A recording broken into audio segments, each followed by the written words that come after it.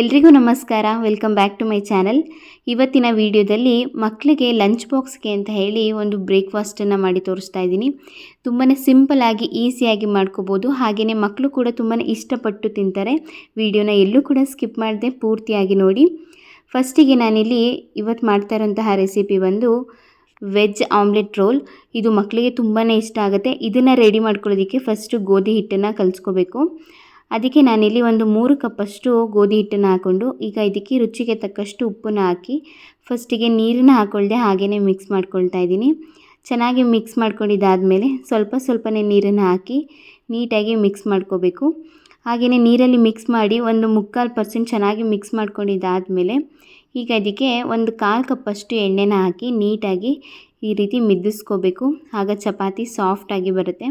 ಈಗ ಲಾಸ್ಟಿಗೆ ಚೆನ್ನಾಗಿ ಮಿಕ್ಸ್ ಮಾಡ್ಕೊಂಡಿದ್ದಾದಮೇಲೆ ಮೇಲ್ಗಡೆ ಒಂದು ಸ್ಪೂನಷ್ಟು ಎಣ್ಣೆನ ಹಾಕಿ ಈ ರೀತಿ ಸೈಡಿಗೆ ಎತ್ತಿಟ್ಕೊಳ್ತಾ ಇದ್ದೀನಿ. ಈಗ ಬಾಣಲಿಗೆ ಒಂದು 2 ಟೇಬಲ್ ಸ್ಪೂನಷ್ಟು ಎಣ್ಣೆನ ಹಾಕಿ ಎಣ್ಣೆ ಚೆನ್ನಾಗಿ ಬಿಸಿ ಆದಮೇಲೆ ಒಂದು ಈರುಳ್ಳಿನ ಈ ರೀತಿ ಸಣ್ಣದಾಗಿ ಕಟ್ ಮಾಡಿ ಹಾಕ್ಕೊಳ್ತಾ ಇದ್ದೀನಿ. ನಾವು ಎಷ್ಟು ಜನಕ್ಕೆ ಮಾಡ್ತೀವಿ ಅನ್ನೋದ್ರ ಮೇಲೆ ನಾವು ತರಕಾರಿಗಳನ್ನ ಹಾಕೊಳ್ಳೋದಕ್ಕೆ ಅಳತೆ ಆಗುತ್ತೆ. ಈಗ ನಾನಿಲ್ಲಿ ಒಂದು ಈರುಳ್ಳಿನಷ್ಟು ತೊಗೊಂಡಿದ್ದೀನಿ. ಈಗ ಇದನ್ನು ಈ ಸೈಜಲ್ಲಿ ಕಟ್ ಮಾಡಿ ಇದನ್ನು ಸ್ವಲ್ಪ ಎಣ್ಣೆಗೆ ಹಾಕಿ ಫ್ರೈ ಮಾಡ್ಕೋಬೇಕು. ಸ್ವಲ್ಪ ಕಲರ್ ಚೇಂಜಾಗಿ ಸಾಫ್ಟಾಗಿ ಬೇಯಬೇಕು. ಅಲ್ಲಿವರೆಗೂ ಇದನ್ನು ಚೆನ್ನಾಗಿ ಫ್ರೈ ಮಾಡ್ಕೊಂಡಾದಮೇಲೆ ಈಗ ಸಣ್ಣದಾಗಿ ಉದ್ದದಾಗಿ ಕಟ್ ಮಾಡಿರುವಂತಹ ಕ್ಯಾರೆಟ್ನ ಹಾಕ್ಕೊಳ್ತಾ ಇದ್ದೀನಿ. ನಾರ್ಮಲಾಗಿ ಫ್ರೈಡ್ ರೈಸಿಗೆ ಯಾವ ರೀತಿ ಕಟ್ ಮಾಡಿರ್ತೀವಲ್ಲ ಅದೇ ರೀತಿ ಈ ಸೈಜಲ್ಲಿ ಕಟ್ ಮಾಡಿಕೊಂಡು ಹಾಕ್ಕೊಳ್ತಾ ಇದ್ದೀನಿ. ಈಗ ಇದನ್ನು ಒಂದು 2 ನಿಮಿಷಗಳ ಕಾಲ ಚೆನ್ನಾಗಿ ಫ್ರೈ ಮಾಡ್ಕೋಬೇಕು. ಏಕೆಂದರೆ ಕ್ಯಾರೆಟ್ ಸ್ವಲ್ಪ ಫ್ರೈ ಆದರೆ ಚೆನ್ನಾಗಿರುತ್ತೆ ತಿನ್ನೋದಕ್ಕೆ. ಇವಾಗ ಒಂದು 2 ನಿಮಿಷ ಚೆನ್ನಾಗಿ ಫ್ರೈ ಮಾಡ್ಕೊಂಡಿದ್ದಾದಮೇಲೆ ಲಾಸ್ಟಿಗೆ ಕ್ಯಾಪ್ಸಿಕಮ್ನ ಹಾಕ್ತಾಯಿದ್ದೀನಿ. ದಪ್ಪಮೆಣ್ಸಿನ್ಕಾಯಿನ ಜಾಸ್ತಿ ಫ್ರೈ ಮಾಡೋವಂಥದ್ದೇನಿಲ್ಲ, ಅದು ಹಸಿಯಾಗಿ ತಿಂದ್ರೂ ಕೂಡ ಚೆನ್ನಾಗಿರುತ್ತೆ. ಆದ್ದರಿಂದ ಇದನ್ನು ಲಾಸ್ಟಿಗೆ ಹಾಕಿ ಒಂದು 2 ನಿಮಿಷ ನೀಟಾಗಿ ಫ್ರೈ ಮಾಡಿಕೊಂಡ್ರೆ ಸಾಕಾಗುತ್ತೆ. ತುಂಬಾ ಬೇಯಿಸಬೇಕು ಅನ್ನೋ ಅವಶ್ಯಕತೆ ಏನಿಲ್ಲ.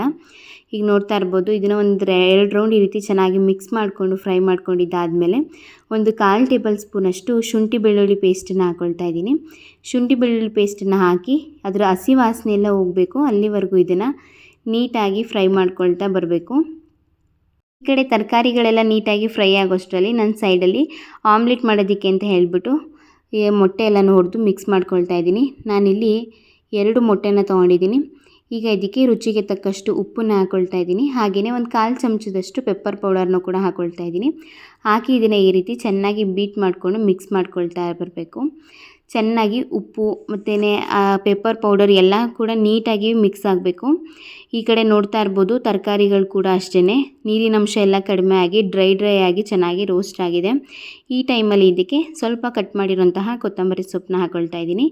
ಲಾಸ್ಟ್ ಫಿನಿಶಿಂಗ್ ಟಚ್ ಕೊತ್ತಂಬರಿ ಸೊಪ್ಪು. ಇದನ್ನು ಹಾಕಿ ಇದನ್ನು ಒಂದು 2 ರೌಂಡ್ ಈ ರೀತಿ ಚೆನ್ನಾಗಿ ಮಿಕ್ಸ್ ಮಾಡಿಕೊಂಡ್ರೆ ಇದು ಸ್ಟಫಿಂಗ್ ರೆಡಿ ಆಗುತ್ತೆ. ಇವಾಗ ನೆಕ್ಸ್ಟ್ ಚಪಾತಿನ ಲಟ್ಟಿಸ್ಕೊಳ್ತಾ ಇದ್ದೀನಿ. ಸ್ವಲ್ಪ ಎಣ್ಣೆನ ಸವರಿ ಈ ರೀತಿ ನೀಟಾಗಿ ಸುತ್ತಲೂ ಕೂಡ ಲಟ್ಟಿಸ್ಕೋಬೇಕು. ಅದಾದಮೇಲೆ ಈ ರೀತಿ ಮಡ್ಚ್ಕೋಬೇಕು. ಆಗ ಚಪಾತಿ ಲೇಯರ್ ಬರುತ್ತೆ. ತಿನ್ನೋದಕ್ಕೂ ಕೂಡ ಅಷ್ಟೇ ತುಂಬಾ ಟೇಸ್ಟಿಯಾಗಿರುತ್ತೆ. ಈ ರೀತಿ ನೀಟಾಗಿ ಎಲ್ಲ ಕಡೆಗೂ ಕೂಡ ಸ್ಪ್ರೆಡ್ ಮಾಡಿಕೊಂಡು ತೆಳುವಾಗಿ ಇದನ್ನು ಲಟ್ಟಿಸ್ಕೋಬೇಕು. ತುಂಬ ಮಂದನೂ ಕೂಡ ಮಾಡಬಾರ್ದು. ನಾರ್ಮಲಾಗಿ ನಾವು ಚಪಾತಿನ ಯಾವ ಸೈಜಲ್ಲಿ ಒತ್ತುತ್ತೀವಿ ಅದೇ ಸೈಜಲ್ಲಿ ಲಟ್ಟಿಸ್ಕೊಂಡ್ರೆ ಸಾಕಾಗುತ್ತೆ. ಈಗ ನೋಡ್ತಾ ಇರ್ಬೋದು ಇದಾಗಿದೆ. ಈಗ ಕಾದಿರೋಂತಹ ಹಂಚಿನ ಮೇಲೆ ಫಸ್ಟಿಗೆ ಚಪಾತಿನ ಹಾಕಿ ಈ ರೀತಿ 2 ಕಡೆ ಚೆನ್ನಾಗಿ ಬೇಯಿಸ್ಕೋಬೇಕು. ಮೇಲ್ಗಡೆ 1 ಟೇಬಲ್ ಸ್ಪೂನಷ್ಟು ಎಣ್ಣೆನ ಹಾಕಿ ಇವಾಗ ಇನ್ನೊಂದು ಸೈಡು ಕೂಡ ತಿರುವಾಕೊಂಡು ಆ ಕಡೆಗೂ ಕೂಡ 1 ಟೇಬಲ್ ಸ್ಪೂನಷ್ಟು ಎಣ್ಣೆನ ಹಾಕ್ಕೊಳ್ತಾ ಇದ್ದೀನಿ. ಈಗ ಇದನ್ನು ಚೆನ್ನಾಗಿ 2 ಕಡೆ ರೋಸ್ಟ್ ಮಾಡ್ಕೊಂಡಿದ್ದಾದಮೇಲೆ ಅದೇ ತವಾಗೆ ಈಗ ಆಮ್ಲೆಟ್ನ ಹಾಕ್ಕೊಳ್ತಾ ಇದ್ದೀನಿ. ನಾವೇನು ಆಲ್ರೆಡಿ ನಾವು ಮಿಕ್ಸ್ ಮಾಡಿ ಇಟ್ಕೊಂಡಿದ್ವಲ್ಲ ಅದನ್ನು ಚಪಾತಿಗಿಂತ ಸ್ವಲ್ಪ ಸೈಜ್ ಕಡಿಮೆ ಇದ್ದರೆ ಸಾಕಾಗುತ್ತೆ. ಇಲ್ಲಾಂದರೆ ಚಪಾತಿ ಯಾವ ಸೈಜ್ ಇರುತ್ತೆ ಅದೇ ಸೈಜ್ಗೆ ಹಾಕ್ಕೊಂಡ್ರೂ ಪರವಾಗಿಲ್ಲ. ಈ ರೀತಿ ನೀಟಾಗಿ ಸ್ಪ್ರೆಡ್ ಮಾಡಿಕೊಂಡು ಮೇಲ್ಗಡೆ 1 ಟೇಬಲ್ ಸ್ಪೂನಷ್ಟು ಎಣ್ಣೆನ ಹಾಕಿ ಇದನ್ನು 2 ಕಡೆ ನೀಟಾಗಿ ಬೇಯಿಸ್ಕೋಬೇಕು. ಈಗ ನೋಡ್ತಾ ಇರ್ಬೋದು 2 ಕಡೆ ನೀಟಾಗಿ ಬೇಯಿಸ್ಕೊಂಡಿದ್ದಾಗಿದೆ. ಈಗ ಮೇಲ್ಗಡೆ ನಾವು ಆಲ್ರೆಡಿ ಮಾಡಿಟ್ಕೊಂಡಿದ್ವಲ್ಲ ಚಪಾತಿ ಅದನ್ನು ಹಾಕಿ ಈ ರೀತಿ ತಿರುವಾಕೋಬೇಕು. ಈಗ 2 ಕಡೆ ಚೆನ್ನಾಗಿ ರೋಸ್ಟ್ ಆಗಿದೆ ಅಲ್ವಾ. ಇವಾಗ ಇದಕ್ಕೆ ಫಸ್ಟಿಗೆ ಮಯೋನೀಸ್ನ ಹಾಕ್ಕೊಳ್ತಾ ಇದ್ದೀನಿ. ಒಂದು ಅರ್ಧ ಟೇಬಲ್ ಸ್ಪೂನಷ್ಟು. ನಿಮಗೆ ಟೇಸ್ಟಿಗೆ ಎಷ್ಟು ಬೇಕಾಗುತ್ತೆ ಅಷ್ಟನ್ನೇ ಯೂಸ್ ಮಾಡ್ಬೋದು. ನಾನಿಲ್ಲಿ ಒಂದು ಅರ್ಧ ಟೇಬಲ್ ಸ್ಪೂನಷ್ಟು ಮಯೋನೀಸ್ನ ಹಾಕಿ ಈ ರೀತಿ ಫುಲ್ಲು ಸ್ಪ್ರೆಡ್ ಮಾಡ್ಕೊಳ್ತಾ ಇದ್ದೀನಿ. ಅದಾದಮೇಲೆ ಒಂದು ಅರ್ಧ ಟೇಬಲ್ ಸ್ಪೂನಷ್ಟು ಟೊಮೊಟೊ ಕೆಚಪ್ನ ತೊಗೊಳ್ತಾ ಇದ್ದೀನಿ. ಮಕ್ಕಳಿಗೆ ಇದೆಲ್ಲ ಹಾಕೊಟ್ಟಾಗ ತುಂಬಾ ಖುಷಿಯಿಂದ ತಿಂತಾರೆ. ಲಂಚ್ ಬಾಕ್ಸೆಲ್ಲನೂ ಕೂಡ ಖಾಲಿ ಮಾಡ್ಕೊಂಡು ಬರ್ತಾರೆ. ಈಗ ನಾವು ಆಲ್ರೆಡಿ ಮಾಡಿದ್ವಲ್ಲ ವೆಜಿಟೇಬಲ್ಸ್ದು ಅದನ್ನು ಕೂಡ ಇದರೊಳಗಡೆ ಹಾಕಿ ಈ ರೀತಿ ನೀಟಾಗಿ ರೋಲ್ ಮಾಡ್ತಾಯಿದ್ದೀನಿ. ರೋಲ್ ಮಾಡಿ ನಮಗೆ ಯಾವ ಸೈಜಿಗೆ ಬೇಕಾಗುತ್ತೆ ಆ ಸೈಜಿಗೆ ಕಟ್ ಮಾಡಿಕೊಂಡ್ರೆ ತುಂಬಾ ಟೇಸ್ಟಿಯಾಗಿ ಕ್ವಿಕ್ಕಾಗಿ ವೆಜಿಟೇಬಲ್ ಆಮ್ಲೆಟ್ ರೋಲ್ ರೆಡಿ ಆಗುತ್ತೆ. ನೀವು ಕೂಡ ಒಂದ್ಸಲ ಟ್ರೈ ಮಾಡಿ ಹೇಗೆ ಬಂತು ಅಂತ ಕಮೆಂಟಲ್ಲಿ ತಿಳಿಸಿ. ಹಾಗೆ ಈ ವಿಡಿಯೋ ಇಷ್ಟ ಆಗಿದ್ದರೆ ಪ್ಲೀಸ್ ಈ ವಿಡಿಯೋನ ನಿಮ್ಮ ಫ್ರೆಂಡ್ಸು ಮತ್ತು ಫ್ಯಾಮಿಲಿಗೆಲ್ಲ ಈ ವಿಡಿಯೋನ ಶೇರ್ ಮಾಡಿ. ಹಾಗೆಯೇ ನೀವು ಇನ್ನೂ ನಮ್ಮ ಚಾನಲ್ನ ಸಬ್ಸ್ಕ್ರೈಬ್ ಆಗಿಲ್ಲ ಅಂದರೆ ಪ್ಲೀಸ್ ನಮ್ಮ ಚಾನಲ್ನ ಸಬ್ಸ್ಕ್ರೈಬ್ ಮಾಡ್ಕೊಳ್ಳಿ. Thank you.